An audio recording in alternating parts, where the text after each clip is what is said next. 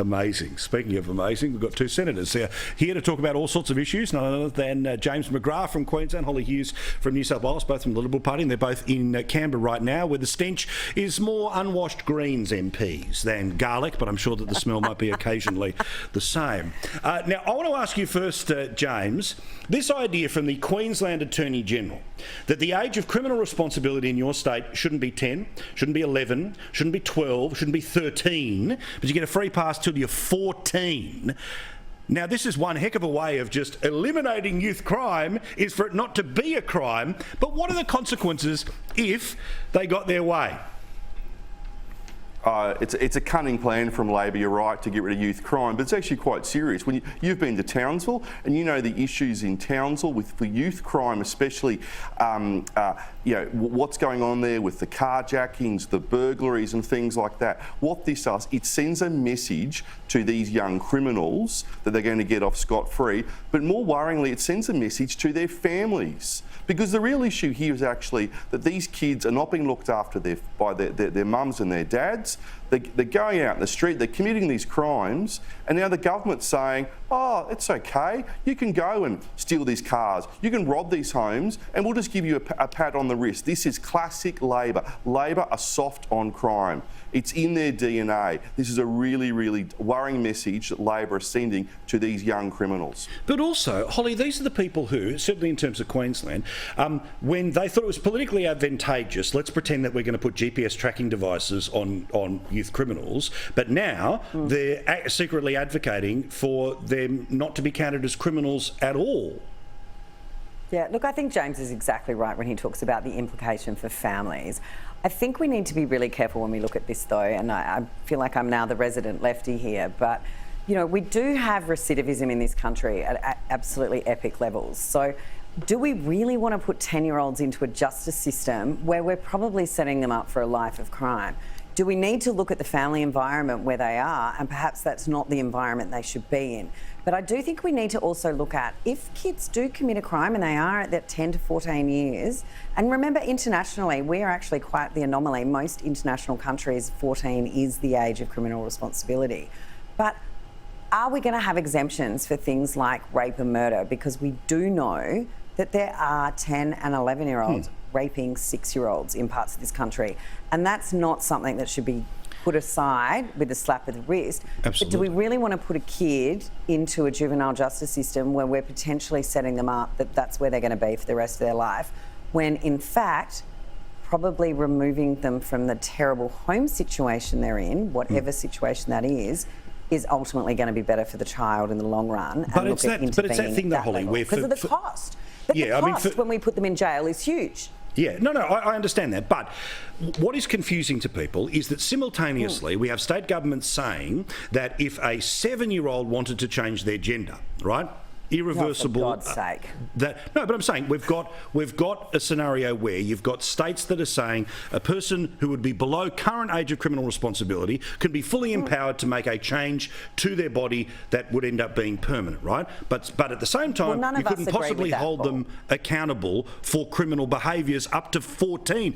I'm not arguing that that's your position. I'm just saying for people watching us at home, that's what they find confusing, is they're simultaneously being told about the agency of kids, but no consequence for them either. But you're exactly hitting the nail on the head there with the hypocrisy of the left. I mean, this is just their raison d'etre. It doesn't matter what they're doing, what they're talking about. They'll have position A over here where it suits them and position B over here where it suits them somewhere else. If they were honest about this and if they really wanted to talk about age of criminal responsibility, let's start talking about different ages of consent, ages of agency over body. Let's actually put it all on the table and say, well, if we're going to say kids are kids till they're 18, or they're kids till they're 16, or they're kids till they're 14, then it applies across the board for everything. Let's not pick and choose where they're responsible and where they're not. And it's this basic hypocrisy of the left that we continually see that actually confuses everybody. No one knows where they stand anymore, and most people are too scared to say anything because, you're going to offend someone. Correct. Now, I know it's late enough at night for us to tell the truth, but people who earn over the age, over $80,000 are the ones who actually pay the most tax in this country. Now, yes, the higher up you go, the more money. Yes, theoretically, the more money that's left over for the running of a life. I'm not pretending that that's not the case.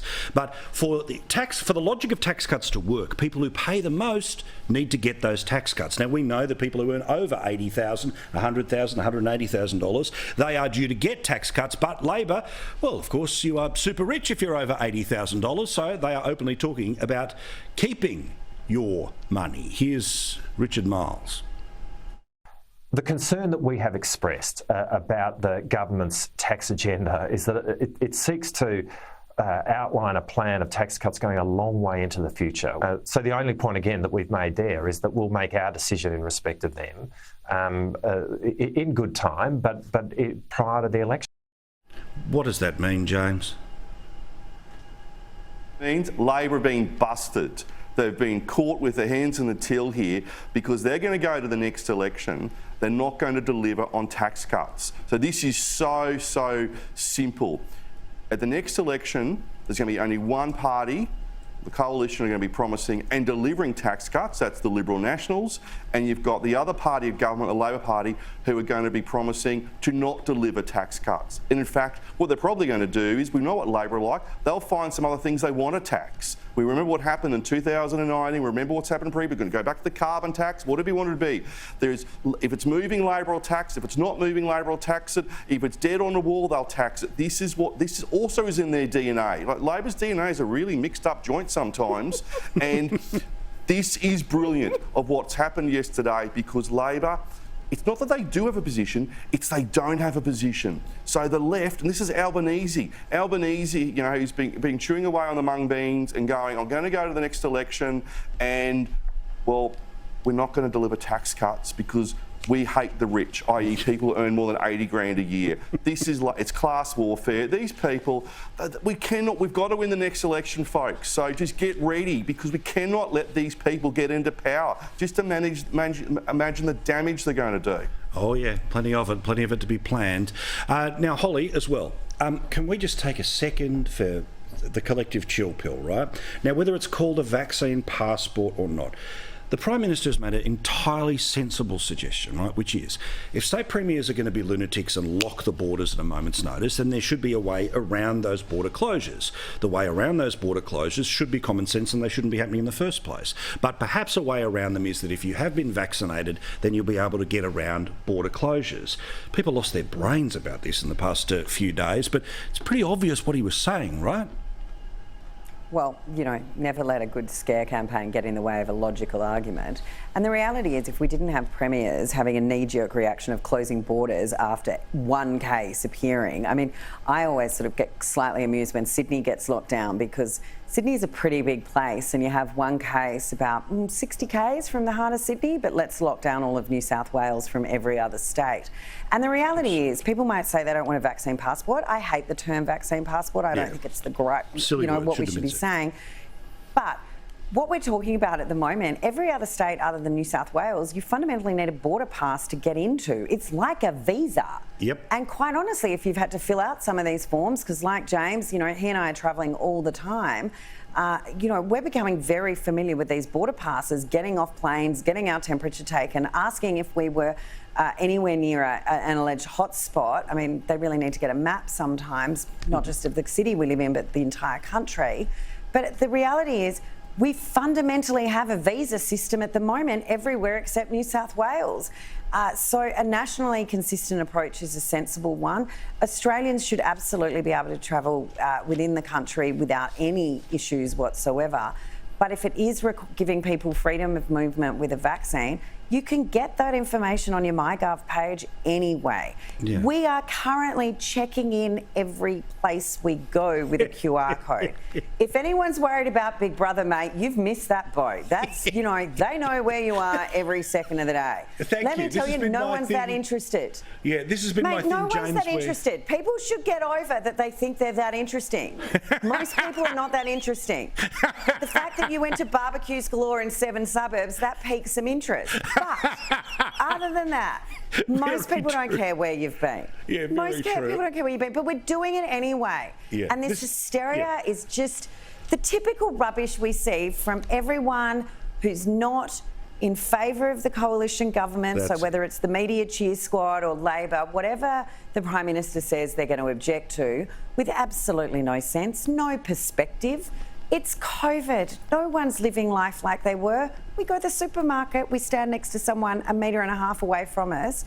You get on a plane, you've got to wear this mask, but take it off when you're eating. Apparently, you can only catch COVID when you're standing up. I mean, it's just insanity. Well, correct. Hence why, and you know exactly that spot at Brisbane Airport after you come from the car park and you're making your way across to the terminals, James, where there's all these signs that suddenly start to say, whack your mask on. I get it on the plane, right? You can't do social distancing. But you can social distance certainly all over the airport. You have the signs everywhere and the people waving at you. I posted about it and made a little joke, and then Instagram instantly put the sort of misinformation sticker over the top of it. Look, I get it. The passport, bad term. But the idea that these premiers, that there has to be a way of breaking people like Palaszczuk's ability to say people who live nowhere near hotspots can still come on holidays in Queensland. I know, it's just, but what it is power, because these premiers have become these little tin pot dictators. And they love the power. And they love the fact, and where's my phone? It's on my desk here. Look at the phone. That you use this to track you everywhere, and the premiers love it because they can control us. In Brisbane Airport, I mean, I flew out of there today to come down to Canberra, and you've got to put the mask on. It's just bonkers what's going on. It's completely nuts. Look, I will follow the advice of the medical scientists before I start getting yelled at by the men in white coats. Put the caveat on. Blah, blah, blah. Kiss the ring. But geez, it's just, why can't we have some common sense in Australia? Why can't we have some common sense in Queensland? Look, we've gone through a pretty horrific time, and most people, nearly all people, know what to do. You know, you've got to wash your hands now. Yeah, good on you. Just you don't have to cuddle people. And you know those people who those face invaders? It's brilliant because now they stop doing it. You just shove your elbow out. You're right. Although I'm going to admit something here. I'm really naughty. I actually hate doing the elbow. I try to not do the elbow. I'm a handshaker, and it's just I'm going to go to help. So I know. Watch out, well, mate. I'll see you there, mate, because I'm a kisser, so we're all okay. Right. Well, hopefully we've provided enough outrage for the Turnbull Times for the next couple of days, so they've got their clickbait going. Thank you so much. Thank you, Senators. Do appreciate it.